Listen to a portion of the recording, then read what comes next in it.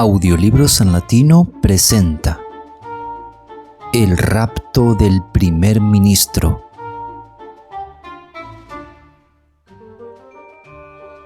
Ahora que la guerra y sus problemas son cosas del pasado, creo poder aventurarme a revelar al mundo la parte que mi amigo Poirot representó en un momento de crisis nacional. El secreto había sido bien guardado. Ni el menor rumor llegó a la prensa. Ahora que la necesidad de mantenerlo secreto ha desaparecido, creo que es de justicia que Inglaterra conozca la deuda que tiene con mi pequeño amigo, cuyo cerebro maravilloso tan hábilmente supo evitar una gran catástrofe. Una noche después de cenar, no precisaré la fecha, basta decir que era durante la época en que el grito de los enemigos de Inglaterra era «paz por negociaciones». Mi amigo y yo nos encontrábamos sentados en una de las habitaciones de su residencia. Después de haber quedado inválido en el ejército, me dieron un empleo en la oficina de reclutamiento y había adquirido la costumbre de ir por las noches a ver a Poirot para discutir con él los casos de interés que él tuviera entre manos. Tenía intención de comentar la noticia del día, nada menos que el atentado contra David McAdam, primer ministro de Inglaterra. Los periódicos habían sido censurados cuidadosamente. No se conocían detalles, salvo que el primer ministro había escapado de milagro y que la bala había rozado apenas su mejilla. Yo consideraba que nuestra policía debe haberse descuidado vergonzosamente para que semejante atentado se hubiese producido. Comprendía que los agentes alemanes en Inglaterra estaban dispuestos a arriesgar mucho. McAdam, el luchador, como le apodaba su propio partido, había combatido con todas sus fuerzas la influencia pacifista que se iba haciendo tan manifiesta. Era más que primer ministro de Inglaterra. Él era Inglaterra, y el haberle inutilizado hubiera constituido un golpe terrible para la Gran Bretaña. Poirot se hallaba muy atareado limpiando un traje gris con una esponja diminuta. Nunca ha existido un hombre pulcro como Hércules Poirot. Su pasión era el orden y la limpieza. Ahora, con el olor a benzina impregnando el aire, era incapaz de prestarme toda su atención. Dentro de un momento hablaremos, amigo mío. Estoy casi terminando. Esa mancha de grasa era muy fea y había que quitarla. Así. Blandió la esponja. Sonriendo, encendí un cigarrillo. Estoy ayudando a una... ¿cómo la llaman ustedes? Ama de casa, a buscar a su esposo. Un asunto difícil que requiere mucho tacto, porque tengo la ligera impresión de que cuando la encontremos no va a serle mucha gracia. ¿Qué quiere usted? A mí me inspira simpatía. Ha sido muy listo al perderse. Me reí. Al fin, la mancha ha desaparecido. Estoy a su disposición. Le preguntaba qué opinaba usted del atentado contra McAdam. Puerilidad, replicó Poirot en el acto. Uno apenas puede tomarlo en serio. El disparar con rifle nunca da buen resultado. Es un arma del pasado. Pues esta vez estuvo a punto de darle, le recordé. Poirot iba a replicarme cuando la patrona, asomando la cabeza por la puerta, le informó de que abajo había dos caballeros que deseaban verle. No han querido darme sus nombres, señor, pero dicen que es muy importante. Hágale subir, dijo Poirot, doblando cuidadosamente sus pantalones limpios. A los pocos minutos, los dos visitantes eran introducidos en la habitación, y el corazón me dio un vuelco al reconocer en uno de ellos nada menos que a Lord Stair, el Lord Mayor de la Cámara de los Comunes, en tanto que su compañero, Bernard Dodge, era miembro del Departamento de Guerra, y como yo sabía, amigo íntimo del primer ministro. «¿Monsieur Poirot?», dijo Lord Stair interrogadoramente. Mi amigo se inclinó y el gran hombre, dirigiéndome una mirada, pareció vacilar. El asunto que me trae aquí es reservadamente particular. «Puede usted hablar libremente en presencia del capitán Hastings», dijo mi amigo haciéndome seña de que me quedara. «No posee todas las cualidades, no, pero respondo de su discreción». Lord Stair seguía dudando, mas el señor Dodge intervino bruscamente. «Vamos, no nos andemos por las ramas. Toda Inglaterra conocerá a no tardar el apuro en que nos encontramos. El tiempo lo es todo». «Siéntese, por favor, monsieur», dijo Poirot amablemente. «En esa butaca, milord». Lord Stair se sobresaltó ligeramente. «¿Me conoce usted?», preguntó. «Desde luego». Poirot sonrió. «Leo los periódicos y a menudo aparece su fotografía. ¿Cómo no iba a reconocerle?» «Monsieur Poirot, he venido a consultarle un asunto de la mayor urgencia. Debo pedirle que guarde la más absoluta reserva». «Tiene usted la palabra de Hércules Poirot. No puedo darle más», dijo mi amigo. «Se trata del primer ministro. Estamos en un grave apuro, pendientes de un hilo». «¿Entonces el mal ha sido grave?», pregunté. «¿Qué mal?». «La herida». «Oh, eso», exclamó el señor Dodge en tono de menosprecio. «Eso es una vieja historia». «Como dice mi colega», continuó Lord Stair, «ese asunto está terminado y olvidado. Afortunadamente fracasó. Ojalá pudiera decir lo mismo del segundo atentado». «¿Ha habido, pues, un segundo atentado?». «Sí, aunque no de la misma naturaleza. El primer ministro ha desaparecido».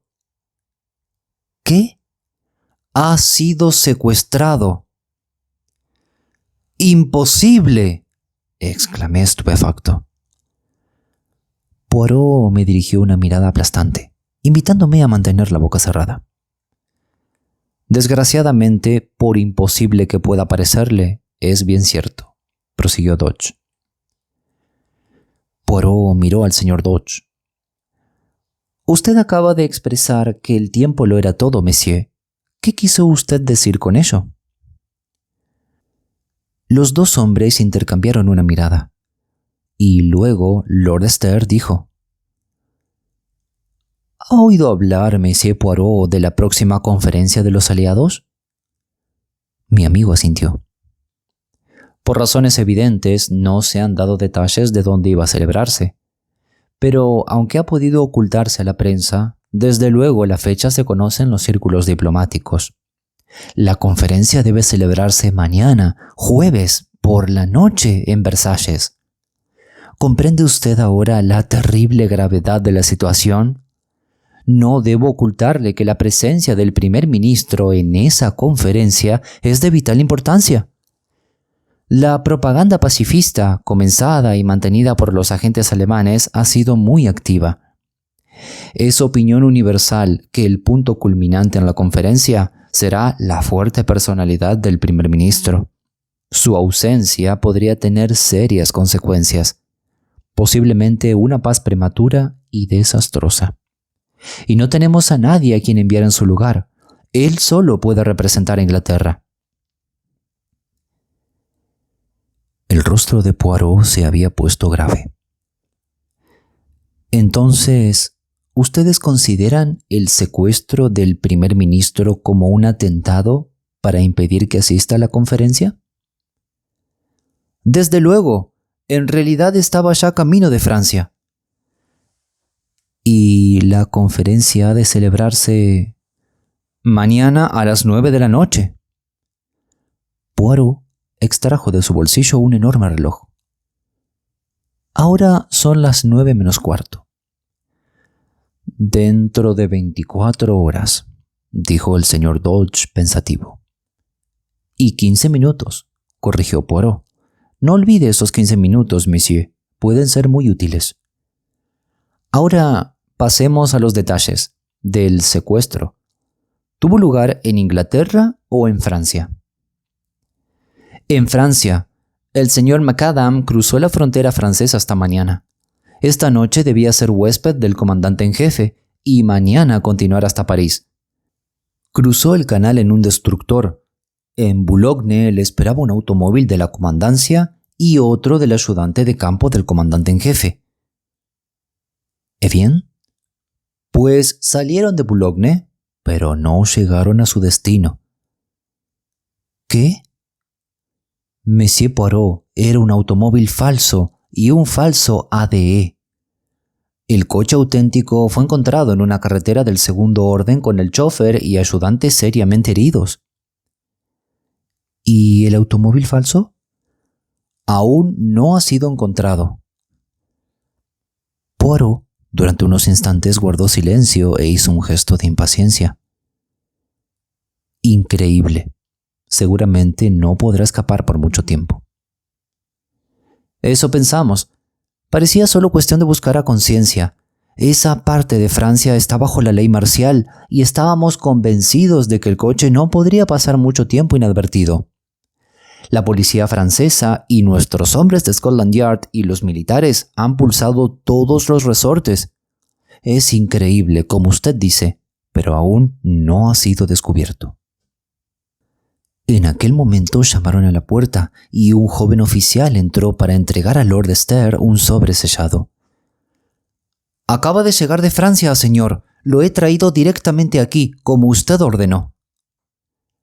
El ministro lo abrió con ansiedad y musitó una exclamación. El oficial se retiró. «Al fin tenemos noticias. Han encontrado el otro automóvil y también al secretario Daniels, cloroformizado, amordazado y herido, en una granja abandonada cerca de...». No recuerda nada, excepto que le aplicaron algo en la boca y nariz y que luchó por libertarse. La policía considera veraz su declaración. ¿Y no han encontrado nada más? No. ¿Ni el cadáver del primer ministro? Entonces hay una esperanza. Pero es extraño, porque después de tratar de asesinarle esta mañana, ¿van ahora a tomarse la molestia de conservarle vivo? Dodge meneó la cabeza. Una cosa es segura. Están decididos a impedir a toda costa que asista a la conferencia. Si es humanamente posible, el primer ministro estará allí. Dios quiera que no sea demasiado tarde. Ahora, messieurs, cuéntenmelo todo desde el principio. Debo conocer también minuciosamente lo referente al primer atentado. Ayer noche, el primer ministro, acompañado de su secretario, el capitán Daniels, ¿el mismo que lo acompañó a Francia? Sí. Como iba diciendo, fueron a Windsor en automóvil, donde el primer ministro tenía una audiencia. Esta mañana regresó a la ciudad y durante el trayecto tuvo lugar el atentado. Un momento, por favor. ¿Quién es el capitán Daniels? Lord Stair sonrió. Pensé que me lo preguntaría. No sabemos gran cosa de él. Ha servido en el ejército inglés y es un secretario muy capaz y un políglota excepcional. Creo que habla 7 idiomas. Por esta razón, el primer ministro le eligió para que le acompañase a Francia. ¿Tiene parientes en Inglaterra? 2 tías. Una tal señora Eberhard, que vive en Hampstead, y la señora Daniels, que vive cerca de Ascot.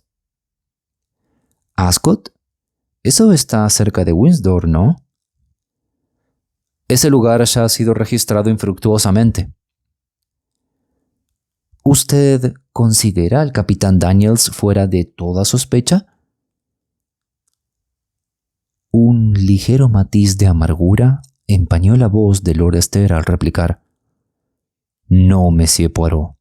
En estos días me guardaré bien de considerar a nadie por encima de toda sospecha». «Très bien. Ahora, milord, doy por supuesto que el primer ministro se hallaba bajo la protección de la policía, para que todo intento de asalto resultara imposible. Lord Esther inclinó la cabeza. Eso es, el automóvil del primer ministro iba seguido de cerca por otro en el que viajaban varios detectives vestidos de paisano. El señor McAdam desconocía estas precauciones.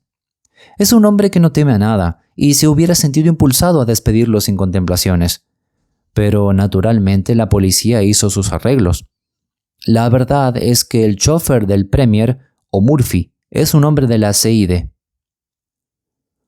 O'Murphy. Ese nombre es irlandés, ¿no? Sí, es irlandés. ¿De qué parte de Irlanda? Creo que de Country Lane. Tiens. Pero continúe, milord. El Premier salió para Londres en un automóvil cerrado. Le acompañaba el capitán Daniels. El otro coche le seguía como de costumbre, pero desgraciadamente y por alguna razón desconocida, el automóvil del primer ministro se desvió de la carretera. ¿Es un punto donde la carretera forma una gran curva?, le interrumpió Poirot. Sí, pero ¿cómo lo sabe? Oh, es evidente. Continúe. Por alguna razón desconocida, prosiguió Lord Esther, el coche del primer ministro dejó la carretera principal y el de la policía, sin percatarse de su desviación, continuó su camino. A poca distancia, en un lugar poco frecuentado, el automóvil del primer ministro fue detenido de pronto por una banda de enmascarados. El chofer, el valiente O'Murphy, murmuró Poirot pensativo. El chofer, sorprendido, detuvo el coche. El primer ministro asomó la cabeza por la ventanilla e inmediatamente sonó un disparo y luego otro. El primero le rozó la mejilla. El segundo, afortunadamente, no le alcanzó. El chofer, comprendiendo el peligro, continuó la marcha al instante, dispersando a la banda a toda velocidad. «¡Escapó de milagro!», musité estremeciéndome. El señor McAdam rehusó que se mencionara la ligera herida sufrida en la mejilla, declarando que solo era un rasguño. Se detuvo en un hospital local donde le curaron y, desde luego, sin revelar su identidad. Entonces continuaron hasta la estación de Charing Cross, donde le esperaba un tren especial para dirigirse a Dover. Y tras referir brevemente lo ocurrido a la policía, el capitán Daniels salió con él para Francia. En Dover subieron a bordo del destructor que les aguardaba. En Boulogne, como ya sabe usted, el automóvil falso le esperaba con la Union Jack y sin que le faltase el menor detalle. ¿Es todo lo que puede decirme? Sí. ¿No existen otras circunstancias que haya omitido, milord? Pues sí, hay algo bastante peculiar. Explíquese, por favor. El automóvil del primer ministro no regresó a la casa de este después de dejarle en Charing Cross. La policía estaba deseosa de interrogar a O'Murphy, de modo que empezaron a buscarle inmediatamente. El coche fue encontrado ante cierto restaurante del Soho, que es conocido como lugar de reunión de los fichados como agentes alemanes. ¿Y el chofer? No han podido hallarlo. También ha desaparecido.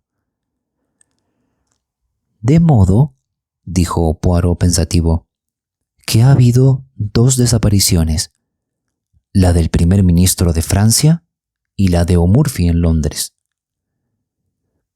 Miró de hito en hito a Lord Esther, que hizo un gesto de desaliento. Solo puedo decirle, Monsieur Poirot, que si ayer alguien me hubiera insinuado que O'Murphy era un traidor, me hubiera reído en sus propias narices. ¿Y hoy? Hoy no sé qué pensar. Poirot asintió gravemente, volviendo a mirar su enorme reloj. Entiendo que se me da carta blanca, messieurs, en todos los sentidos. Tengo que poder ir donde quiera y como quiera. Perfectamente. Hay un tren especial que saldrá de Dover dentro de 1 hora, con un nuevo contingente de Scotland Yard. Irá usted acompañado de un oficial militar y un hombre de la CID que se pondrán por entero a su disposición. ¿Le parece bien? Muy bien. Una pregunta más antes de que se marchen, monsieur. ¿Qué les hizo acudir a mí? No soy conocido en Londres. Le buscamos por expresa recomendación y deseo de un gran hombre de su país. ¿Comment? Mi viejo amigo, el prefect. Lord Stern meneó la cabeza. Uno que está por encima del prefect. Uno cuya palabra fue una vez ley en Bélgica y volverá a serlo. Eso lo ha jurado Inglaterra. Poirot alzó la mano con un saludo dramático. Así es. Veo que no me ha olvidado. Messieurs, yo, Hércules Poirot, les serviré fielmente. Pido al cielo que estemos todavía a tiempo. Pero está oscuro, muy oscuro. No veo nada. Bueno, Poirot, exclamé con impaciencia cuando la puerta se hubo cerrado tras los 2 ministros. ¿Qué opina usted? Mi amigo estaba muy atareado preparando un maletín, con movimientos rápidos y precisos. No sé qué pensar. Mi cerebro me está fallando. ¿Para qué raptarle, como usted ha dicho, cuando le bastaba con darle un buen golpe en la cabeza? Perdóneme, mon ami, pero no he dicho eso precisamente. A ellos quizás les convenga mucho secuestrarle. ¿Pero por qué?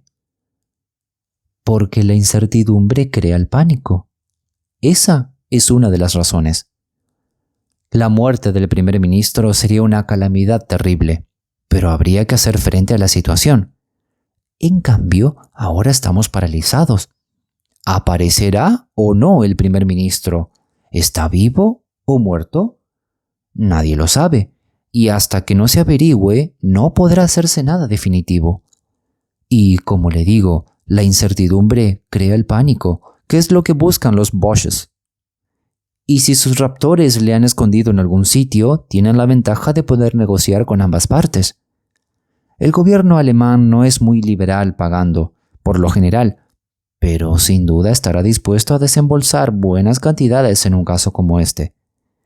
Y en tercer lugar, no corren el riesgo de la soga del verdugo, o decididamente les interesa más secuestrarle.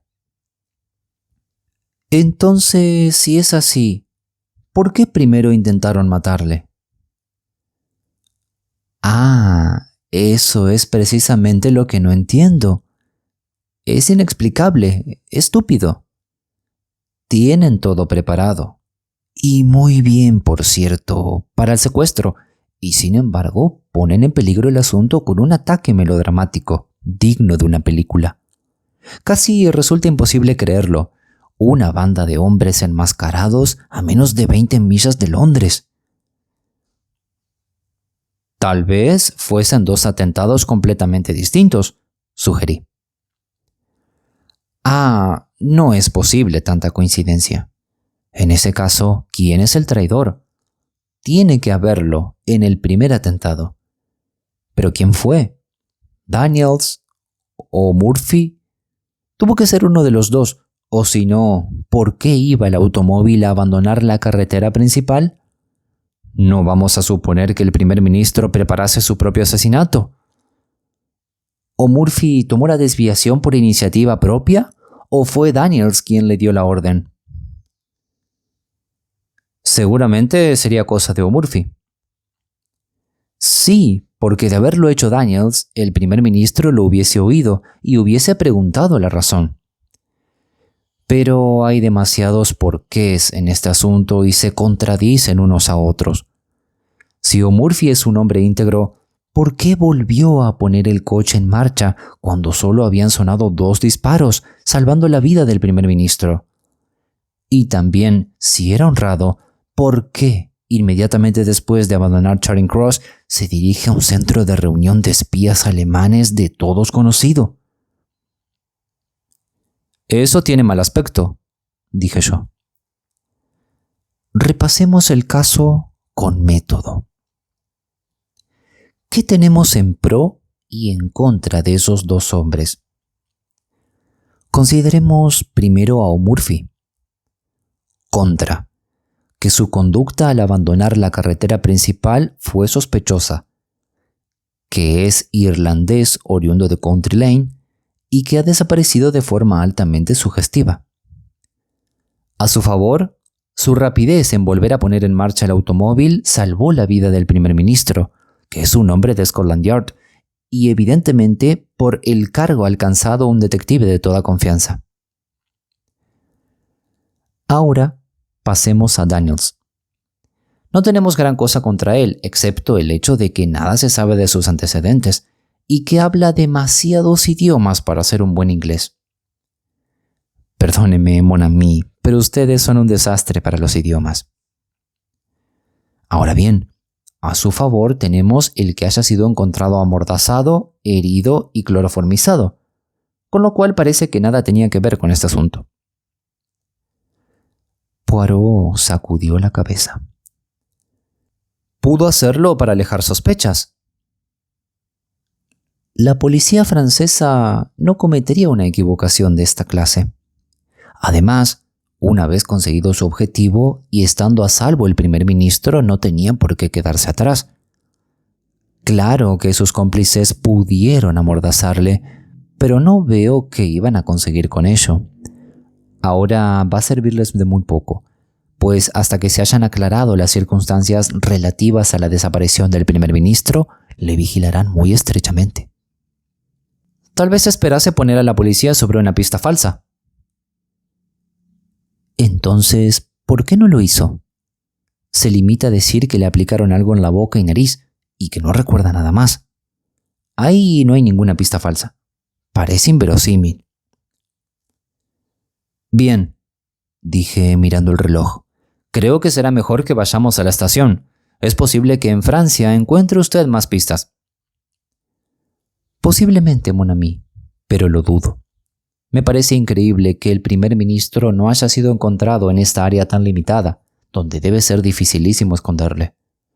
Si los militares y la policía de dos países no le han encontrado, ¿cómo voy a encontrarle yo? En Charing Cross fuimos recibidos por el señor Dodge. Este es el detective Burns de Scotland Yard y el mayor Norman. Están enteramente a su disposición. Es un mal asunto, pero no he perdido todas las esperanzas. Ahora debo marcharme. Y dicho esto, el ministro se despidió de nosotros. Charlamos de nimiedades con el mayor Norman. En el centro de un grupo de hombres que estaban en el andén, reconocí a un individuo menudo, de rostro de hurón, que hablaba con un hombre rubio y alto. Era un antiguo conocido de Poirot, el detective inspector Japp, uno de los mejores oficiales de Scotland Yard. Se acercó a saludar a mi amigo alegremente.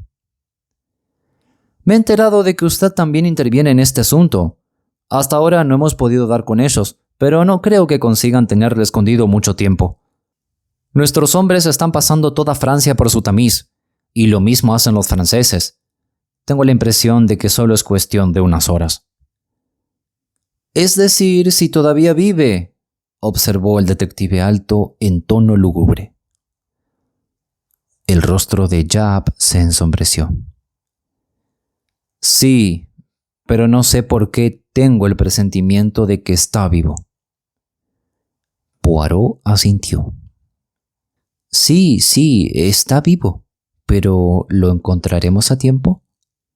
Yo, al igual que usted, no puedo creer que continúe escondido por mucho tiempo. Eso lo veo claro. Sonó el silbato de la locomotora y todos subimos al coche Pullman, y con una sacudida el tren arrancó. Fue un viaje curioso. Los hombres de Scotland Yard se reunieron ante un mapa del norte de Francia y fueron trazando ansiosamente las líneas de las carreteras y pueblecitos. Cada uno tenía su teoría. Poirot no demostró su habitual locuacidad y permaneció sentado mirando al vacío con una expresión que me recordaba la de un niño intrigado. Yo charlaba con Norman, a quien encontraba muy divertido. Al llegar a Dover, el comportamiento de Poirot me causó un inmenso regocijo. El hombrecillo, en cuanto embarcamos, se asió desesperadamente de mi brazo. El viento soplaba con gran fuerza. «Mon Dieu», murmuró, «esto es terrible». «Valor, Poirot», exclamé. «Tendrá éxito. Usted le encontrará. Estoy seguro». «Ah, mon ami, usted no comprende mi emoción. Es este mar traidor lo que me preocupa.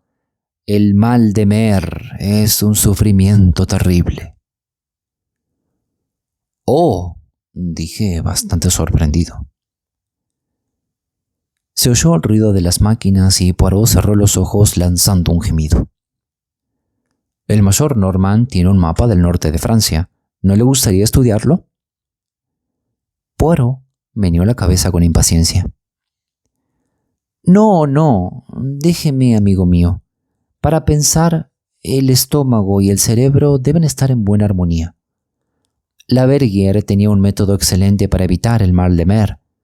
Respirar lentamente, así, volviendo la cabeza de izquierda a derecha suavemente y contando 6 entre cada respiración. Le dejé entregado a sus ejercicios respiratorios y subí a cubierta. Cuando entrábamos lentamente en el puerto de Boulogne, reapareció Poirot, pulcro y sonriente, anunciándome que el sistema de Laverguière había tenido un éxito de maravilla. El índice de Job seguía trazando rutas imaginarias sobre el mapa.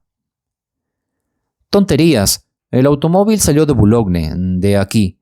Ahora bien, mi idea es que trasladaron al primer ministro a otro coche. ¿Comprenden ustedes?» «Bien», dijo el detective alto. «Yo registraré los puertos de mar. Apuesto 10 contra 1 a que lo han llevado a bordo de un barco». Job meneó la cabeza. «Demasiado evidente. Se dio orden enseguida de que cerrasen todos los puertos». Estaba amaneciendo cuando desembarcamos. El mayor Norman avisó a Poirot. «Hay un coche militar esperándole, señor». «Gracias, monsieur, pero de momento no tengo intención de salir de Boulogne». «¿Qué?» «No, nos quedamos en este hotel de aquí, junto al muelle». Los tres le seguimos, intrigados y sin comprender nada. Una vez alojados, nos dirigió una larga mirada. «No es así como debiera actuar un buen detective, ¿eh? Adivino lo que están pensando. Debiera estar lleno de energías y correr de un lado a otro, arrodillarse sobre la carretera polvorienta y examinar las huellas de los neumáticos con su lupa, y recoger una colilla o una cerilla. Esa es su idea, ¿no?» Sus ojos nos miraron retadores. «Pero yo, Hércules Poirot, les digo que sé perfectamente lo que hago. Las pistas verdaderas están aquí». Se golpeó la frente. «No necesito haber salido de Londres. Me hubiera bastado quedarme sentado tranquilamente en mi despacho. Lo importante son las celulillas grises. Secreta y silenciosamente realizan su tarea, hasta que de pronto yo pido un mapa y apoyo mi índice sobre un punto, así, y digo, el primer ministro está ahí. Esta apresurada venida a Francia fue un error, pero ahora, aunque puede que sea demasiado tarde, empezaré a trabajar como es debido, desde dentro. Silencio, amigos míos, se lo ruego». Y por espacio de 5 largas horas, el hombrecillo permaneció sentado, parpadeando como un gato, mientras sus ojos verdes iban adquiriendo una tonalidad cada vez más intensa. Era evidente que el hombre de Scotland Yard le miraba con desprecio, que el mayor Norman estaba impaciente y a mí me parecía que el tiempo transcurría con una lentitud insoportable. Finalmente me puse en pie y anduve sin hacer ruido hasta la ventana. Aquel asunto se estaba convirtiendo en una farsa, y empecé a preocuparme por mi amigo. Si había de fracasar, hubiese preferido que fuera de una manera menos ridícula. Desde la ventana contemplé el vaporcito correo que lanzaba columnas de humo mientras se deslizaba junto al muelle. De pronto me sobresaltó la voz inconfundible de mi amigo Poirot. «¡Mes amis! ¡Empecemos ya!». Me volví. En mi amigo se había verificado una gran transformación. Sus ojos brillaban excitados y su pecho estaba hinchado hasta el máximo. He sido un imbécil, amigos míos, pero al fin he visto la luz del día. El mayor Norman se apresuró a correr hacia la puerta. «Pediré el coche». «No hay necesidad. No voy a utilizarlo. Gracias a Dios que ha cesado el viento». «¿Quiere decir que irá andando, señor?». «No, mi joven amigo, no soy San Pedro. Prefiero cruzar el mar en barco». «¿Cruzar el mar?». «Sí, para trabajar con método hay que comenzar por el principio. Y el principio de este asunto tuvo lugar en Inglaterra. Por lo tanto, regresemos a Inglaterra rápidamente». A las 3 estábamos de nuevo en el andén de la estación de Charing Cross. A todas nuestras protestas, Poirot contestaba una y otra vez que el empezar por el principio no era perder el tiempo, sino el único camino a seguir. Durante el viaje de regreso había conferenciado con Norman en voz baja, y este último despachó un montón de telegramas desde Dover. Debido a los pases especiales que llevaba Norman, llegamos a todas partes en un tiempo récord. En Londres nos esperaba un gran coche de la policía con algunos agentes de paisano, uno de los cuales entregó una hoja de papel escrita a máquina a mi amigo, que contestó a mi mirada interrogadora. «Es una lista de los hospitales de los pueblecitos situados en cierto radio del oeste de Londres. La pedí desde Dover». Atravesamos rápidamente las calles de Londres, seguimos la carretera de Bath y continuamos por Hammersmith, Chicroic y Brentford. Comencé a vislumbrar nuestro objetivo. Pasamos Windsor y nos dirigimos hacia Ascot. Mi corazón me dio un vuelco. En Ascot vivía una tía de Daniels. Íbamos en su busca y no tras Murphy. Nos detuvimos ante la verja de una villa muy bonita. Poirot se apeó, yendo a pulsar el timbre. Perplejo, observé que un ligero ceño ensombrecía su expresión radiante. Era evidente que no estaba satisfecho. Abrieron la puerta, penetró en la casa y a los pocos minutos reapareció, subiendo al coche y haciendo al chofer una señal con la cabeza. Nuestro viaje de regreso a Londres fue bastante accidentado. Nos desviamos varias veces de la carretera principal y de vez en cuando nos deteníamos ante pequeños edificios que fácilmente se adivinaba eran hospitales locales. Poirot solo pasaba en ellos unos pocos minutos, pero a cada parada iba recuperando su radiante seguridad. Susurró unas palabras a Norman, a las que éste replicó. «Sí, si tuerce a la izquierda, los encontrará esperando junto al puente». Enfilamos una carretera secundaria y a la escasa luz del crepúsculo descubrí un automóvil que aguardaba junto a la cuneta, ocupado por 2 hombres vestidos de paisano. Poirot se apeó para hablar con ellos y luego tomamos la dirección norte, seguidos muy de cerca por el otro automóvil. Continuamos avanzando. Por lo visto, nuestro objetivo era uno de los suburbios del norte de Londres. Al fin, hicimos alto ante la puerta de una casa algo apartada de la carretera. Norman y yo nos quedamos en el automóvil y Poirot, con uno de los detectives, fue hasta la casa y llamó. Le abrió la puerta una doncella y el detective le dijo: «Soy policía y tengo orden de registrar esta casa». La muchacha lanzó un grito y una mujer alta y hermosa apareció tras ella en el recibidor. «Cierra la puerta inmediatamente, Edith. Deben de ser ladrones». Mas Poirot apresuróse a introducir el pie entre la hoja de la puerta y el marco al tiempo que lanzaba un silbido. Norman y yo pasamos 5 minutos maldiciendo nuestra forzada inactividad. Al fin, la puerta volvió a abrirse y nuestros hombres salieron escoltando a 3 personas, una mujer y 2 hombres. La mujer y uno de los hombres fueron llevados enseguida al otro automóvil.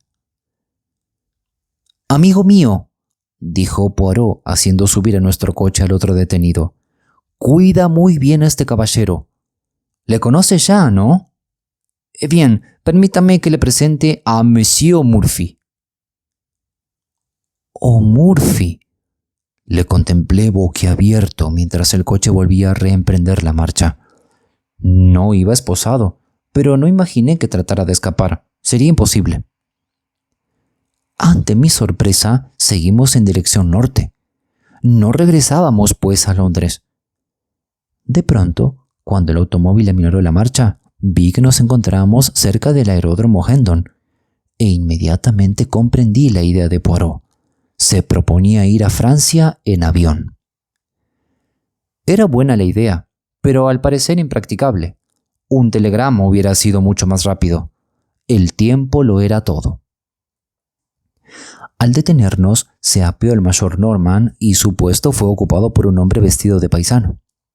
Estuvo conferenciando con Poirot por espacio de unos minutos y luego partió a toda prisa.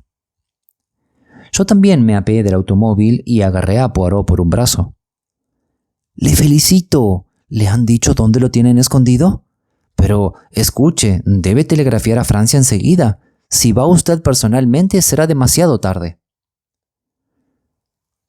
Poirot me contempló con curiosidad por espacio de un minuto. «Por desgracia, amigo mío, hay algunas cosas que no puede resolverlas un telegrama». En aquel momento regresaba el mayor Norman acompañado de un joven oficial con el uniforme del cuerpo de aviación. «Este es el capitán Lyell, quien le llevará a Francia. Puede partir enseguida». «Abríguese bien, señor», dijo el joven piloto. «Puedo prestarle un abrigo si quiere». Poirot estaba consultando un enorme reloj mientras murmuraba para sí. «Sí, hay tiempo. El tiempo preciso». Luego, alzando los ojos, se inclinó cortésmente ante el oficial. «Gracias, monsieur, pero no soy su pasajero, sino ese caballero que está ahí». Al hablar, se hizo a un lado y de la oscuridad salió una figura. El otro detenido que había ido en el otro coche, y cuando contemplé su rostro lancé una exclamación de sorpresa. ¡Era el primer ministro! «Por amor de Dios, cuéntemelo todo», exclamé impaciente cuando Poirot, Norman y yo regresamos a Londres. «¿Cómo se las arreglaron para volverle a Inglaterra?» «No hubo necesidad de ello», replicó Poirot secamente. «El primer ministro nunca abandonó Inglaterra. Le secuestraron cuando regresaba a Londres desde Windsor». «¿Qué?» «Lo explicaré. El primer ministro se hallaba en su automóvil y junto a él su secretario. De pronto le acercaron al rostro un trozo de algodón empapado en cloroformo. ¿Pero quién? El inteligente políglota capitán Daniels. Tan pronto como el primer ministro quedó inconsciente, Daniels, cogiendo el tubo acústico, ordenó a Murphy que torciese a la derecha, cosa que éste hizo sin sospechar nada. Unos metros más allá aguardaba un coche que al parecer ha sufrido una avería. El conductor hace señas a O'Murphy para que se detenga. O'Murphy aminora la marcha y el desconocido se aproxima. Daniels se asoma por la ventana y probablemente con la ayuda de un anestésico fulminante, tal como cloruro de etilo, repiten el truco del cloroformo. A los pocos segundos, los dos hombres indefensos son trasladados a otro automóvil y un par de sustitutos ocupan su puesto. Imposible. Pas de tout. ¿No ha visto usted las imitaciones de celebridades que se realizan en los music hall con maravillosa fidelidad? Nada más fácil que personificar a un personaje público. El primer ministro de Inglaterra es más fácil de imitar que un tal señor John Smith de Clapham, pongo por ejemplo. Y en cuanto al doble de O'Murphy, nadie va a reparar mucho en él hasta después de la partida del primer ministro, y entonces ya habrían procurado no dejarse ver. Y directamente desde Charing Cross se dirige al lugar de reunión de sus amigos. Penetra en él como Murphy, pero sale completamente distinto. O'Murphy ha desaparecido, dejando tras sí una estela de sospechas muy conveniente. Pero el hombre que representaba al primer ministro fue visto por todo el mundo. No fue visto por nadie que lo conociera íntimamente, y Daniels procuró que tuviera el menor contacto posible con todo el mundo. Además, llevaba el rostro vendado, y cualquier anomalía en sus ademanes se hubiera atribuido al shock producido por el reciente atentado contra su vida. El señor McAdam tiene la garganta muy sensible, y antes de pronunciar un discurso procuraba hablar lo menos posible. Allí hubiera sido prácticamente imposible, de modo que el primer ministro desaparece. La policía de este país se apresura a cruzar el canal y nadie se preocupa por conocer los detalles del primer atentado. Y para mantener la ilusión de que el secuestro ha tenido lugar en Francia, Daniels es amordazado y cloroformizado a un tiempo de manera convincente. ¿Y el hombre que ha representado el papel de primer ministro? Se libra de su disfraz. Él y el falso chofer pueden ser detenidos como sospechosos, pero nadie puede soñar siquiera el verdadero papel que han representado en el drama y habrán de libertarlos por falta de pruebas. ¿Y el verdadero primer ministro?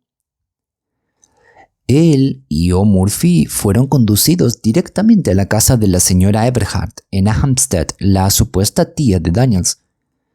En realidad es Frau Bertha Eberhard, a la que la policía andaba buscando desde hacía tiempo. Es un valioso regalo que tengo que hacerles, para no mencionar a Daniels. Fue un plan muy inteligente, pero no contaron con la inteligencia de Hércules Poirot. Creo que mi amigo podía haberse ahorrado aquella expansión de vanidad. ¿Cuándo empezó a sospechar la verdad sobre la cuestión? Cuando empecé a trabajar como es debido, desde dentro. No podía comprender qué relación tenía el primer atentado, pero cuando vi el resultado fue que el primer ministro tuvo que ir a Francia con el rostro vendado. Empecé a ver claro. Y cuando visité todos los hospitales situados entre Windsor y Londres y descubrí que nadie que respondiera a mi descripción había sido curado y vendado en ellos, no tuve la menor duda. Al fin y al cabo, fue un juego de niños para una inteligencia como la mía. A la mañana siguiente, Poirot me enseñó un telegrama que acababa de recibir. No llevaba referencias de origen ni firma alguna. Decía así: a tiempo. A última hora de la tarde, los periódicos publicaron un resumen de la conferencia de los aliados, haciendo resaltar la importancia de la magnífica ovación dedicada al señor David McAdam, cuyo inspirado discurso había producido una profunda impresión.